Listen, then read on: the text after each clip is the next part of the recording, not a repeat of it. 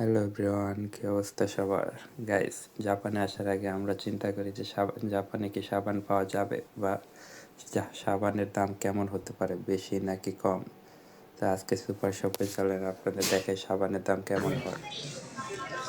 এদিকে সাবান আছে একটা 327 টাকা, এছাড়া সাবান আছে তিনটা 327 টাকা, এছাড়া আছে তিনটা 272 টাকা, এদিকে আছে তিনটা 272 টাকা, আর এইদিকে আছে আরেক ফ্লেভার, এখানেও তিনটা 360 টাকা এটা, এদিকে আছে তিনটা 503 টাকা, এটা এক ফ্লেভার, এটা আরেক ফ্লেভারের সাবান, এটা হলো 272 টাকা।